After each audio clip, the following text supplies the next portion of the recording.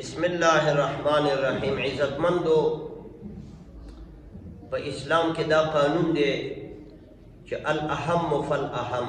اول به مهم شی مخکې کې، بیا هغې پسې چې کوم مهم دی هغه به مخکې کې. د جمهوریت د مفاسدو نه او د شته موجوده نظامونو چې د اسلام نوم یې ځان ته ورکړی، د دې مفاسدو نه او د رذالتونو نه یو خبره دام ده چې زموږ علما خپلو کې سره اړم کړي دي په فروعي او په وړو مسایلو مستحباتو، او دوی ځانونه وزګار کړي شرابخورۍ او زنا او عیاشۍ فحاشۍ ته. په یو اسلامي ملک کې دوه لوی لوی علما چې هغه د علم بحرونه او سمندرونه دي، شپېته کاله یې په دې باندې بحثونه وکړه چې دا ولې ورځې خیرات د مړي شته که نشته، او دعا د سنتو نه وروسته شته که نشته. څوک وایي شرک او بدعت دی، څوک وایي نشته، مستحب دی، واجب ده. او په دې باندې بحث نه کوي چې جمهوریت په اسلام کې شته که نه، د ښځې صدراعظمي په اسلام کې شته که نه، چې په یو ملک کې دی 2 لکه علما یو ښځه دی په صدراعظمۍ، دا په اسلام کې شته که نه. په دې باندې ټول اسلامي فرقې متفقې دي. په فروعي مسایلو کې نښتي، تبلیغ والا، پیران، بریلین، موحدین د دوی په اصطلاح، اهل حدیث رونه، دیوبندین، ټول مختلف دي. یو وایي خیرات نشته، بل وایي اسخات نشته، بل وایي دوا بعد سنت نشته، څوک وایي بعد الفرض نشته. دا وړې مسلې دي.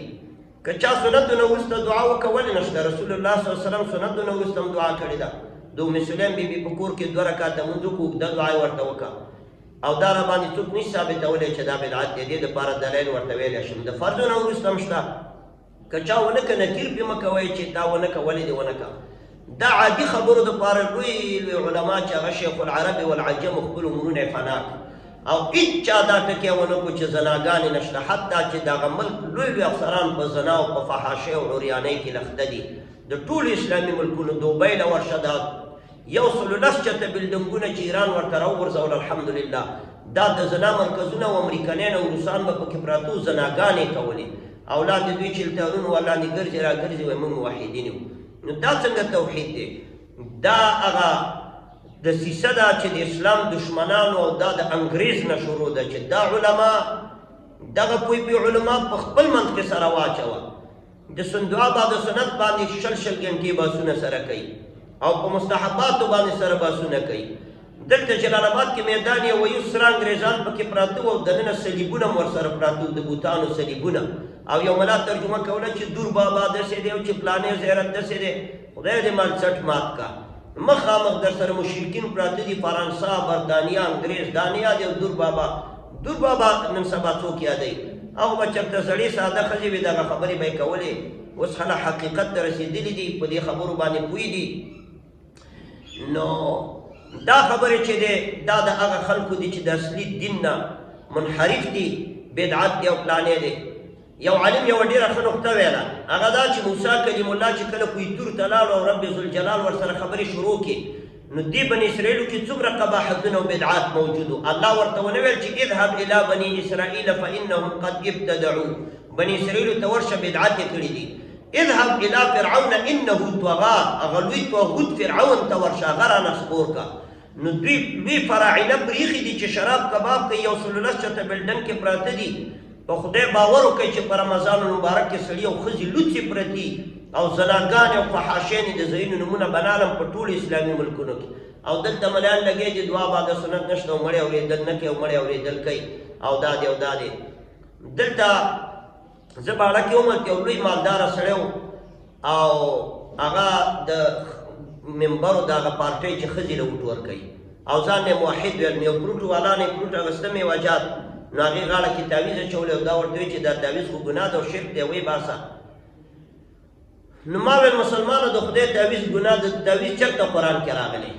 تعویز په حدیثو کې راغلی چې شرک دی، قرآن کې وایي وښایي چې تعویز شرک دی. او الله په قرآن کې ویلي چې الرجال قوامون علی النساء، سړي حاکمان دي په ښځو. نو منبر صاحب ته ښځې له وټ ورکې، او درپسې 2000 کسان ولاړ دي، یوې شیعهګڼې ښځې له وټ ورکې چې قرآن کې صراحتاً راغلی. من دا شرک نه دی؟ د الله د قانون مقابله شرک نه دی؟ تعویز قرآن کې کوم ځای کې راغلی؟ کیدای شي د الله نومونه یې پکې لیکلي، غاړه کې اچولی. ښځه که وي مثلا، نو تا اهم شی پرېښی او غیر اهم پسې لګېدلی. دا خلک یې په دې کې مصروفه کړي خواران، دې له خوشحاله دي چې موږ به یو تعویز وشکو موږ به یو فرض نه وروسته دعا وکړو لاړو موحدین شو د خیر الله سره به خبرې کوو نور نه دي خبر چې د ملک کې څه تېرېږي خلک قرآن پسې کنځلې کوي خلکو معراج پسې کنځلې وکړي خلکو رسول علیه صلات وسلام پسې کنځلې وکړي خلکو څه ونه کړه نو دا هغه ملیان دي هغه علما دي الله دې ورته هدایت د نیکۍ وکړي مهم شی نه پرېښي دي او غیر مهم پسې رالګېدلي دي حتی چې خلک ملحدین شو ګورې په همدې ملک یو سړی لګی دی چې مونځ مهم عبادت نه دی الله خو مونځ کوونکو باندې هلاکت ویلی فویل للمصلین مونځګزاران دې هلاک شي دا دې سړي ویلي دا په دې ملک کې نو مونځ دې ته صحیح عبادت نه دی ویلی او دارنګې فروعي اختلافاتو کې سره نښتي دي او همغلته د زنا اډې دي منډیانې دي چې 2.5 زره ښځې او 2.5 زره سړي لګی دي په زنا کې لګی دي په دې باندې ټول متفق دي بله خبره دا ده چې دغه اسلامي ډلې چې ځان ته وایي دا مخکې چې ما نومونه واغست دا په دې شیانو کې سره مختلف دي چې الوا شته نشته خیرات شته نشته سخات شته نشته دوا شته نشته مړي اورېدل شته نشته په دې کې متفق دي مختلف دي په دې کې اختلاف کوي او په مهم ټکي کې چې غیر اسلامي نظام دی غیر شرعي نظام دی جمهوریت دی او دیموکراسي ده او قادنیت او پرویزیت دی دې کې ټول سره متفق دي ما په اخباراتو کې لیدو دې خوا به طارق جمیل صاحب ناستو دې خوا به د بریلیانو مشر قادري صاحب ناست نو ملالته سره په هغې شي سیروزو کې اختلاف کوئ او په کفر سره راجمع شوي په کفر سره راجمع شوي عجیب خبره ده اختلاف په دغه خبرو کې پکار دی نو زموږ علما په افغانستان کې هم یو وخت کې دا حال 10 کاله مخکې یعنی په یو ځای کې به سره ونه څښاک ورکوي او څښاک مه ورکوئ او هلته به برطانویان او انګریزان او امریکنیان ګرځېدل چې اوس اسلام آباد کې پراته دي دلته مخکې پراته اوس هلته دي نو دا به دلته پراته یو هم نه ویله چې دوی سره جهاد فرض دی او په دې به سره نښتي وو چې څښاک شته او څښاک نشته دا د همدې پیرنګیانو طریقه د عزتمندو دا غلام احمد پرویزی دا سر سید احمد خان دا غلام احمد قادینی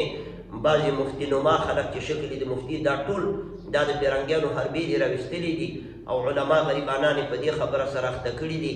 چې خپلو کې سره واړئ او اصلي هدف ته نیر دی نو علماو ته پکار دی چې خپل اصلي مسیر پسې لاړ شي تاسو د انبیاو حالات وګورئ انبیاو د دې شي مقابلې کړي موسی علیه السلام بني اسرائیلو سره د فرعون سره مقابله کړې الله ورته په کویتور باندې وایي چې فرعون ته ورشه لوی طاغوتي قوتونو سره مقابلې پکار دي لکه نن وخت اوس ایران واحد اسلامي ملک دی په نړۍ کې او اگر چې شیعهګان د اسلام چر رقمي اسلام کې خبره شته دی خو لکه په نسبت سره یهودو ته چې الله ویل لتجدن اشد الناس عداوة للذین آمنوا اليهود والذین اشرکوا یهودو ته او امریکې ته امریکا په نن وخت کې په ټوله نړۍ کې بې شرفه رذیل خبیث چټل ملک یعنی د تمامې نړۍ ته چې اور ورچولی او د تمامې نړۍ درد سر ګرځېدلی او د بشریت او د انسانیت اشدترین دشمن غلیظترین دشمن امریکا ده که امریکا د مخ د ځمکې نه لرې شوه نو انشاءالله ملکونه به لږ د آرام ساوالي اسلامي او کفري ملکونه ټول نو دغه امریکا سره چې څوک ولاړي د دې په خلاف چې څوک میزایل ورغورځوي نو موږ په هغه باندې آفرین وي او دعاګانې ورته کوو مهم جهاد دغه دی مولانا حسین احمد مدني رحمه الله د دیوبند لوی عالم او مفتی کفایت الله دهلوي صاحب او شیخ الهند صاحب دا چې د مالټا د جیل د انګریزانو نه راخوشي شو د انګریزانو کمې نادود او ناکردۍ په دوی باندې تېرې شوې وې هغې چې ولیدې ویل کوم سپیم چې د انګریزانو پسې وغاپي موږ به پراټې ورته ور واچو نو که شیعه یو که هر څوک یي زه دغه سنیانو ته وایم چې تاسو کې د شیعهګانو قدر غیرت هم نشته خدای م بې خو باسه تاسو خو به دا ویلم چې هېڅکله به امریکا په ایران باندې حمله ونه کړي دا یو منصوبه ده او دا د امریکا ملګري دي دا دی اوس خو حمله وکړه که نه اوس غیرت ځان کې پیدا کوي شیعه راپاڅېږي د امریکې کونسلګرۍ ته اور ورچې سني غلی ناست دی د بجلیګر مولوي صاحب خبره وایي دا سنیان نه دي دا کونیان دي بې ادبي دي معافي بجلیګر مولوي صاحب خو ډېر حق پرسته سړی والله دې په قبر عنوانات وورئ دغسې سني بې غیرته نه خو شیعه ښه دی دا څه رقم سني دی چې د ښځې حکومت لاندې کښېني او دارنګې عیاشۍ او فحاشۍ لاندې سر ټیټ کړی دی د امریکې قانون ته سر ټیټ کړی هر ملک ته چې د امریکې حمایت حاصلي دا ملک ګورې دا اسلامي ملک نه شمارل کېږي یاد ساتئ په نن وخت کې ټولې دنیا دپاره کینسر سرطان او ناسور دا نه امریکا ده امریکا چې څوک هم په شا ډبئ دته اسلامي ملک موږ نشو ویلی دا یاد ساتئ عزتمندو ټولې نړۍ ته اور امریکا اچولی، کوسو، عراق، افغانستان، اوس ایران راونیو او بل کوم کفري ملک نه چې باچا ژوندی تښتولی نو که دغه تش په نامه اسلامي